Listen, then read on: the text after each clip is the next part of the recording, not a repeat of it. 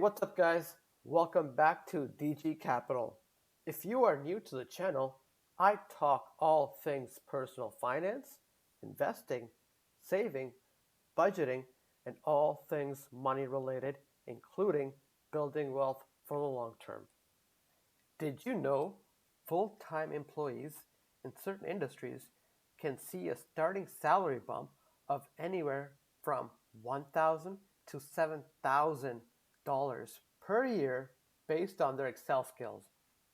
That is not chump change you can ignore. If you are in the business field, pivot tables and dashboards are one of the most sought after skills on a resume. If you can really make use of them, you become immediately more valuable to your employer and command a higher pay. As the saying for this channel goes, earn more, invest more, grow further. After all, this is a personal finance channel.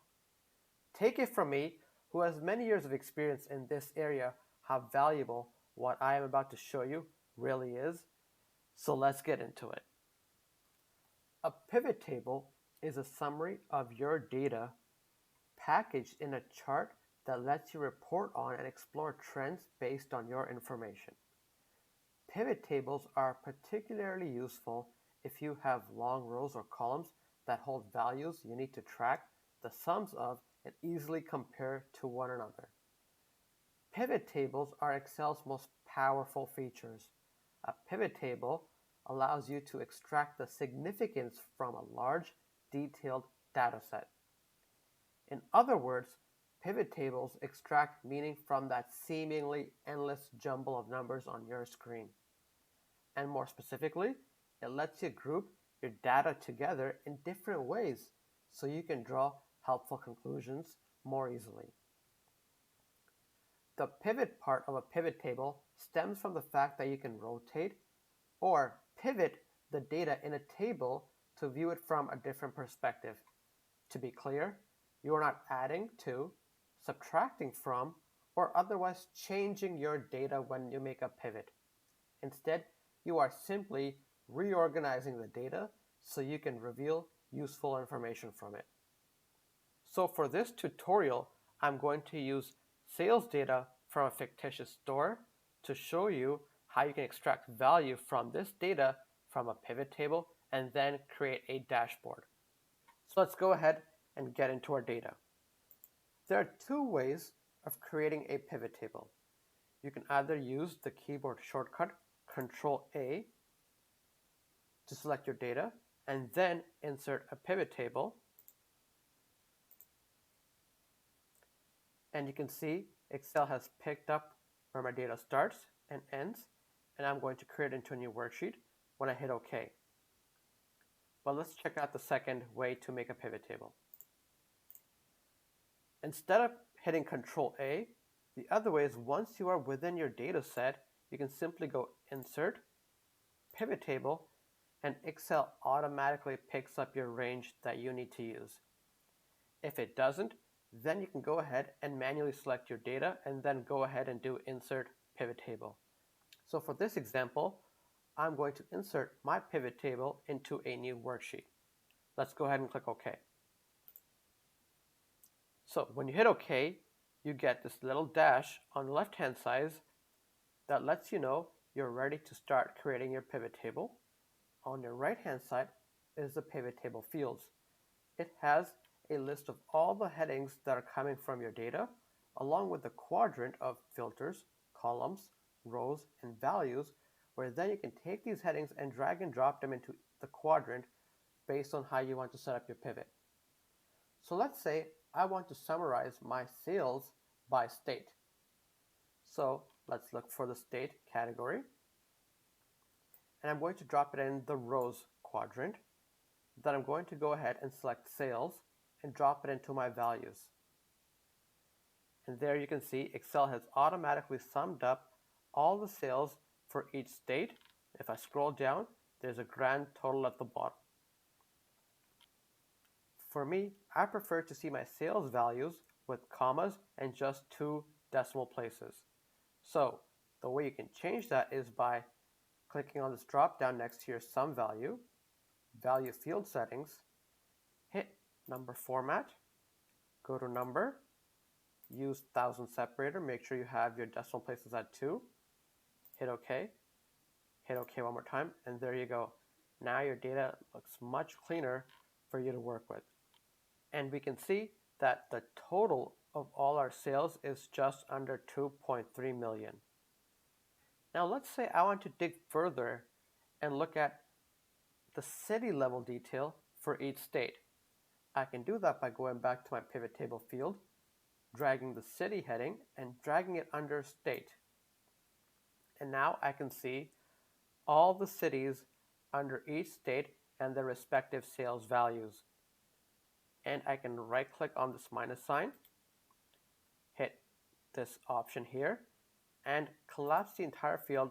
So again, I go back to my first view of all the states and their sales, and then I can expand wherever I want to see. So for example, if I want to see the sales in Texas, I can expand this plus sign,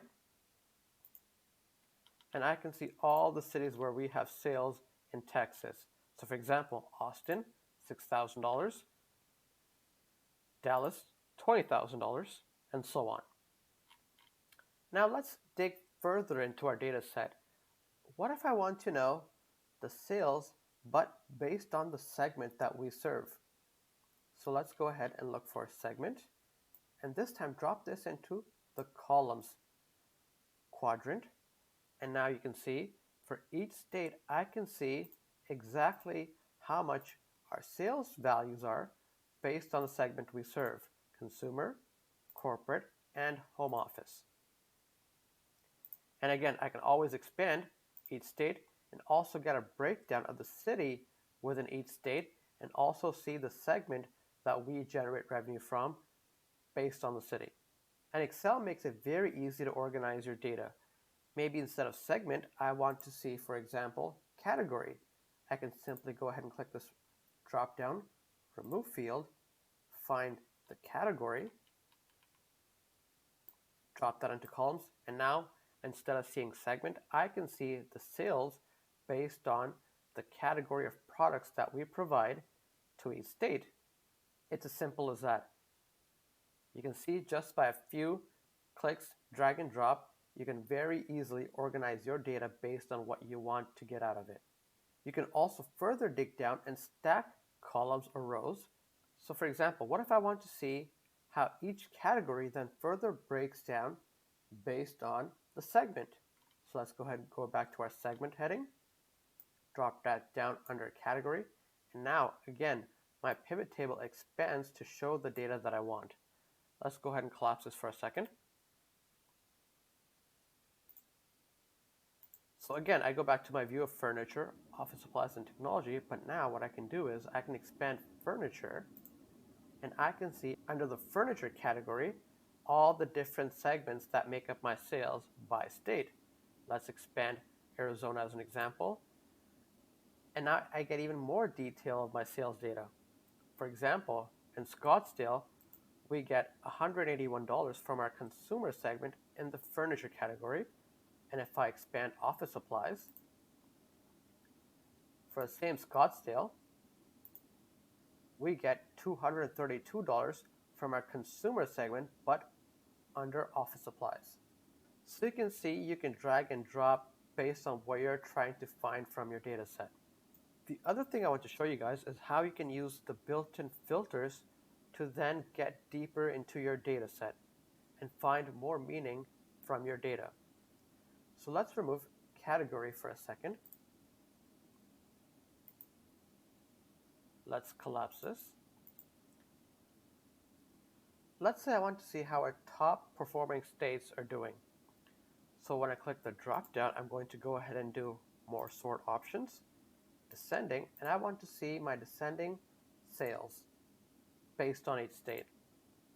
And I can see that my top 3 states are California, New York, and Texas, and how much sales we are getting from these 3 states. Excel also has a built-in option where you can quickly see your top 10 as an example. So let's go back to value filters, and this time select top 10. Hit OK. Now I can only see the top 10 selling states for our sales in the descending order. The other thing you can do is you can set a threshold of the sales value you want to see. For example, let's say I want to see the states that have more than $50,000 of sales. You can do that by hitting the drop down, value filters, greater than, and let's type in 50,000. Hit OK. And there you go. Now I can see all the states that have more than $50,000 of sales, and there seems to be 12 of them. And there are a whole host of filters, from label filters and other value filters that you can use based on where you're trying to extract from your data set. Now let's say you want to filter your data, but one of the filter options is not already included in one of these built-in features. What we can do is we can use our headings from our data set and use that to create our own filters. So for example, let's say I want to filter by ship mode. And I want to see all the sales that we have based on same day delivery. And there you go. Now again, I can see all the sales value that we have based on our same day ship mode. Now let's say I want to do same day and first class. So I'm going to select these two and hit OK. And there you go. Now I can see all my sales value based on my two ship modes that I'm tracking. The other way of filtering your data is by using something called a slicer. So let's remove ship mode. And now go back to our heading, pivot table analyze, and hit insert slicer. And we're going to again use ship mode. And you can see we get this selection tool, but let's make this green just to be consistent with our data. And you can see because I already had a filter for first class and same day, these two are already highlighted. Well, we can clear that by clicking this. And again, my data goes back to what it was without these filters. But what's cool about using a slicer is that instead of clicking that drop down and selecting it and then sorting through your data, I can just click very quickly and see what my sales look like based on first class, same day, second class, standard class, or if I want to do multiple selection, I can hit this here, and there you go, second class, same day, for all of them. Using slicers gives you the ability to very quickly filter your data. The other feature I wanted to show you, part of pivot tables, is something called a timeline. So let's get rid of our slicer by clicking on it and then hitting delete. Pivot table analyze, and let's insert a timeline. Now the timeline would automatically only include fields that have dates within them. In this case, for my data set, which is the order date and the ship date, so let's select order date. And I got this neat little tool which I can scroll through, and it shows a timeline starting from the earliest sales all the way to our current sales. And if I hit this drop down, I can see years, quarters, months, or days. So let's look at years. Now, based on what this is showing me, I'm seeing all my sales from 2014, 2017. But what if I just want to see the last 2 years? Let's click 2016 and take this and drag it to 2017, and there you go. Now I can see all my sales for the last 2 years. Or maybe I just want to see the last 2 quarters. So let's go to this, select quarters, and now instead of seeing the last 2 years, let's go ahead and do Q3 all the way to Q4. And there you go.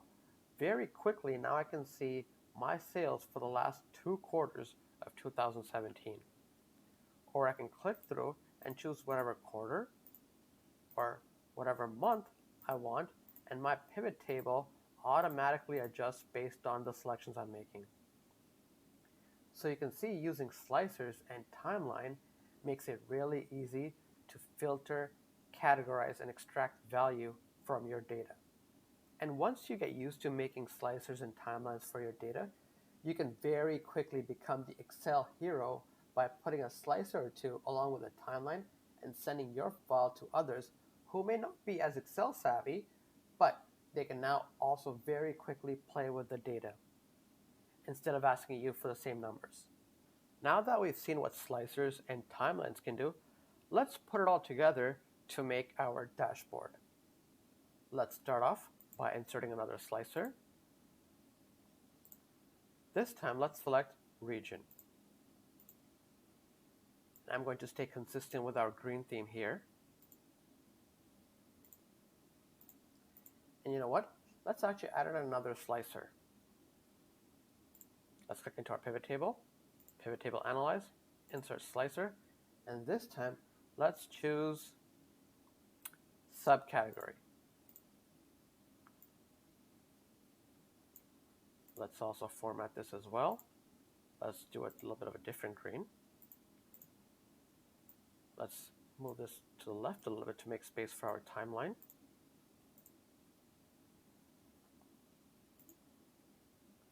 And we're going to go ahead and use order date.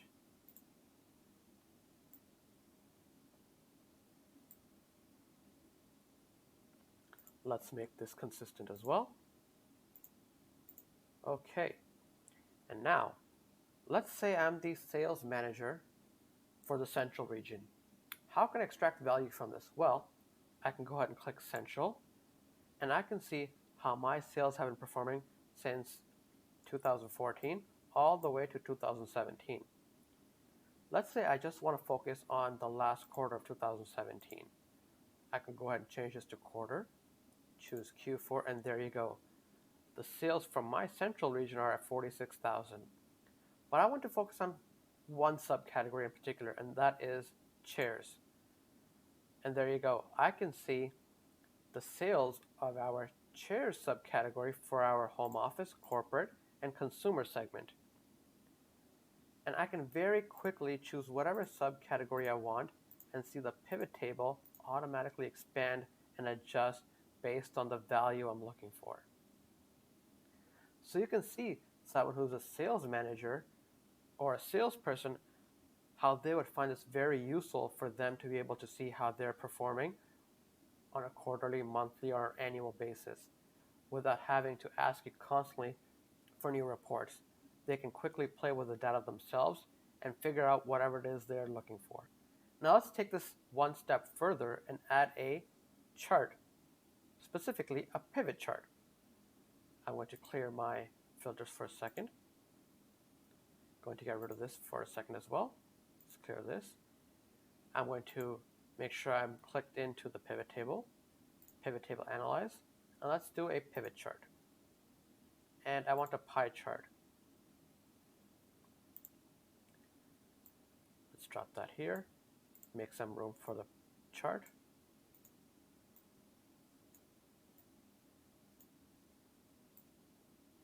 Let's blow that up, call this segment data.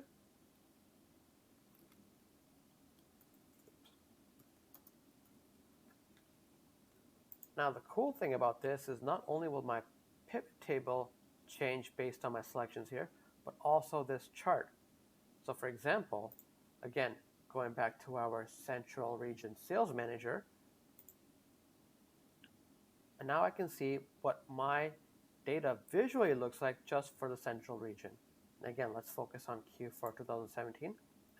And I can see that Texas and Illinois are my top 2 states for my sales team. And again, I can also filter by subcategory, and my pivot table and this chart automatically adjusts based on what I'm looking for. So you can see someone who is not Excel savvy can really extract value from that endless stream of data. And that's it for today's tutorial, guys. I hope you enjoyed it.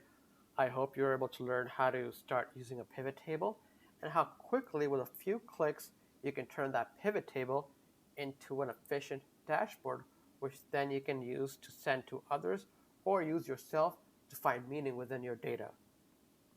So hit that subscribe button if you want to see more video from my channel, and smash that like button to let me know that you find these videos helpful.